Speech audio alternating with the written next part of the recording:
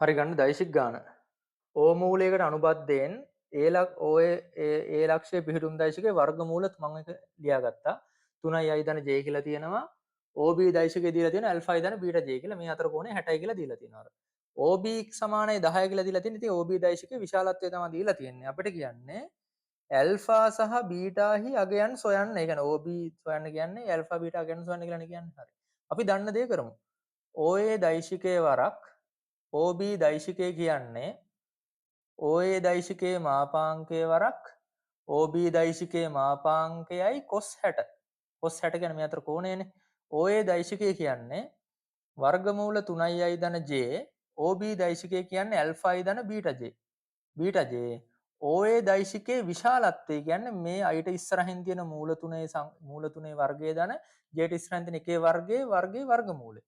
වර්ගමූල 3 වර්ගයට එකේ වර්ගයේ වර්ගමූලය ගත්තාම 3 ධන 1 4යි වර්ගමූලය ගත්තාම 2යි. OB එක දීලා තියෙනවා 10යි cos 60 කියන්නේ භාගයයි.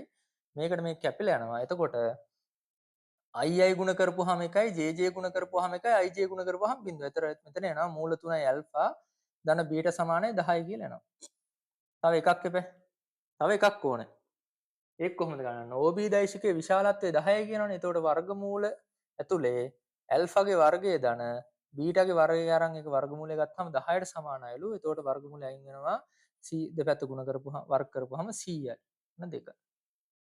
හරි. දැන් එතකොට ඇල්ෆාටයි බීටාට අගයන් දෙකක් වෙනවා. එකක් ප්‍රතික්ෂේප කරන්න කොහෙද දීලා ඇති? අන්න ඇල්ෆා සමානයි බිඳුව කියලා කියනවනේ. ඇල්ෆා සමානයි බිඳුව කියලා කියනවා. දැන් 1,2කින් අපිට ගන්න පුළුවන්.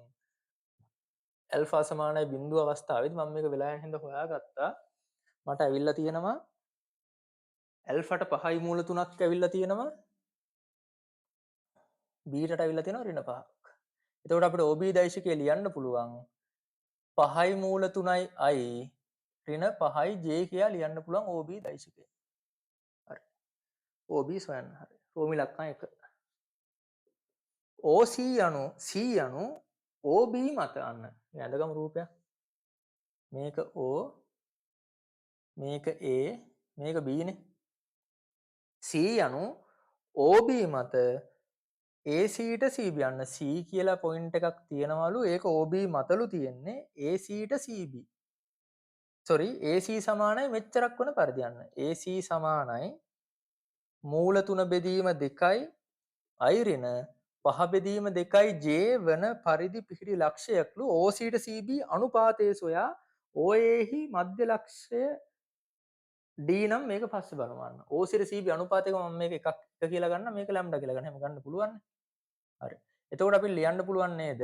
AC දෛශිකයම ලියමු. AC දෛශිකය ලියන්න පුළුවන් නේද? AO ධන OB කියලා.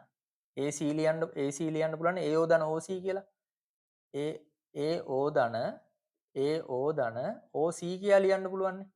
AO කියන්නේ මොකද්ද? AO OA මේක කරන AO කියන්නේ මේක ඍණ එකනේ. ඍණ මූල 3යි i ඍණ j. OC කියන්නේ මොකක්ද? දන්න. එක ධන ලැම්ඩාගෙන් එක වතාවක් OB. ඒ කියන්නේ OB දෛශිකය මේ ලැම්ඩා ධන එකෙන් බෙදලා ඒක එක කොටසන්නේ OC කියන්නේ. හරි. එතකොට මෙතන එනවා ඍණ මූල 3යි i ඍණ j. OB කියන්නේ මොකද්ද? OB හොයාගත්තනේ දැන්.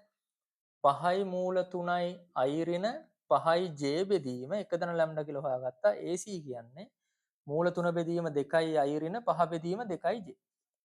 සංගුණක සමාන කරලා තියෙන්නේ. i සංගුණක සමාන කරන්න. එතකොට මූල 3 බෙදීම 2 සමානයි. ඍණ මූල 3 ධන 5යි මූල 3 බෙදීම 1 ධන ලැම්ඩා කියලා නේද? මේක පොඩ්ඩක් සුළු කරමු.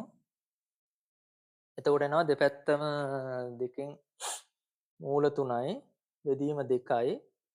මෙතන ඇවිල්ලා 5යි මූල 3යි 1 ධන ලැම්ඩා පොදු හරයක් විදිහට ගත්තොත් ඍණ මූල 3යි ඍණ මූල 3යි ලැම්ඩා කියලා එනවා නේද? දෙපැත්තම ගුණ කරොත් මූල 3 ධන මූල 3යි ලැම්ඩා සමානයි දෙවරක් පහ 10යි මූල 3යි ඍණ 2යි මූල 3යි කියලා එනවා. මෙතන ඇවිල්ලා 2යි මූල 3යි ලැම්ඩා සමානයි 10න් දෙයක් අඩු කරපුවාම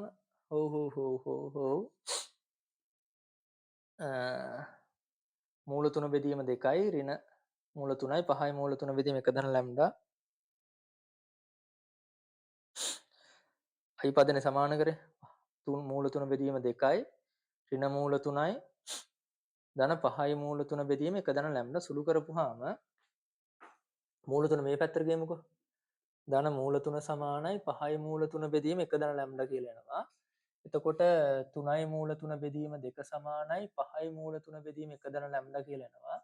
මේකට මේක කැපෙනවා 3 ධන 3යි ලැම්ඩා සමානයි 10ක් කියලා එනවා. ලැම්ඩා සමානයි 7 බෙදීම 3ක් කියලා එනවා. අපෙන් අහන්නේ අනුපාතයක් නේ අහන්නේ. එහෙනම් අපිට ලියන්න පුළුවන් නේද? OC දෛශිකය කියන්නේ 1 යට 1 ධන ලැම්ඩා වතාවක් OB කියලා ලියවනේ. එතකොට ලැම්ඩා කියන්නේ 7 බෙදීම 3 මෙතෙන් ආදිශ කරොත් 10යි 3 බෙදීම 10යි OB නෙන්නේ. ඒ කියන්නේ OB දෛශිකයේ 10න් බෙදලා කොටස් 3ක්ලු OC. එහෙනම් OC ට CB කියන එක නා ගන්න පුළුවන්. 3ට 7යි කියලා ගත්ත හැකිනේ. අනුපාතයක් තමයි. සොයා OA හි මධ්‍ය ලක්ෂය D නගන්න. OA හි මධ්‍ය ලක්ෂය D ලු. මධ්‍ය ලක්ෂය D නම් BD ලබා ගන්න කියලානේ කියන්නේ. හරි. BD ලබා ගන්න. හරි. එතකොට අපිට ලියන්න පුළුවන් නේද BD කියන දෛශිකය සමාන වෙනවා BO ධන OD ට කියලාන්න. BO ධන OD ට වෙනවානේ. BO ධන OD. BO කියන්නේ ඍණ B නේ. 5යි මූල 3යි I ධන 5යි J OD කියන්නේ මොකද්ද? OD කියන්නේ OA එකෙන් භාගයයිනේ. භාගයයි OA. OA කියන්නේ මොකද්ද? OA කියන්නේ මූල 3යි I ධන J නේ. මූල 3යි I ධන J. මේක සුළු කරොත් ඍණ 10යි මූල 3යි I ධන 2 5 10යි J ධන මූල 3යි I ධන J බෙදීම 2යි. පොඩ්ඩක් සුළු කරොත්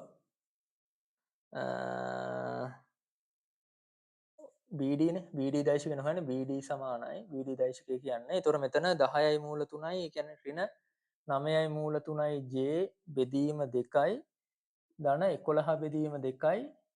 සෝරි මෙතන I මෙතන J කියලා 11 බෙදීම 2යි J. අන්න ඒතොර BD දෛශික ඔන්න ඔය විදිහට එනවා. හරිනේ. BD දෛශිකෙත් හරි. දෙක දෙවෙනි කොටස රෝමි ලක්කම් 2. දැන් මේ රූපය ඇඳ ගමුකෝ අපිට ආපු දත්ත ටික දාලා මේක මෙහෙම ආවා. මෙතන A මෙතන C මෙතන ඇවිල්ලා 3ට 7ක් නේ ආවේ. 3ට 7යි මේක B BD මේක එකට එකයිනේ. ඒතොර භාගයයි සමාන කොටස් දෙකකට බෙදනවා කියන්නේ එකට එකයිනේ. හරි. ඊට පස්සේ කියනවා E අණු AE සමානයි මෙච්චරක් සමානයි AC වන පරිදි යන්න. AC අන්න ඒ කියන්නේ AC කියන එක්කෙනා කොටස් 17කට බෙදලා 10 කොටස් 10ක්ලු AE කියන්නේ අපි ඒතොර කියන්නේ මේක 10යි නම් මේක 10යි කියලා ගත්තොත් ඉතුරු කොටස 7යි. අන්න 10ට 7යි. වන පරිදි පිහිටි ලක්ෂයක්ලු E කියලා කියන්නේ. හරිනේ. E කියලා කියන්නේ කොහොමද? නම් BE සොයන්න BE සොයන්නලු BE සොයන්නලු BE අන්න BE කියන්නේ මොකක්ද එතකොට? B ලියන්න පුළුවන් BA ධන AE කියලා. AE කියලා ලියුව හැකිනේ. BA කියන්නේ BA කියන්නේ BO ධන OA නේ. BO ධන මේ හොඳ ගානක්. හරිද? OA සාමාන්‍ය හොඳ ගානක්. AE කියන එක නා ලියුව හැකි 17න් 10යි AC කියලා. ඔය විදිහට ලියන්න පුළුවන්. මම මේක මකන්නම් මෙතනින් මම ලියන්නම් අර ඉතුරු ටික. නැත්තම් මේ හරියට ලියන්නම්කෝ. මේ ටික ඕන වෙන්නේ නැති වෙයි නේද? එතකොට එනවා BO කියන්නේ ඍණ B නේ. ඒ කියන්නේ ඍණ 5යි මූල 3යි I ධන 5යි J. OA කියන්නේ මූල 3යි I ධන J නේ. මූල 3යි I ධන J. 10 බෙදීම 17යි. AC කියන්නේ මොකද්ද? AC කියන්නේ AC හොයාගත්තද අපි? මේ තියෙන AC කියන එක මේ තියෙන මූල 3 බෙදීම 2යි I ඍණ 5 බෙදීම 2යි J. ඕක සුළු කරන්න. එතකොට B කියන දෛශිකේ අපිට කියන්නේ B සොයා BED ලක්ෂ ඒකරේඛීය බව අන්න ඒ කියන්නේ මෙයා මෙතන ඉන්නේ E කියන එක.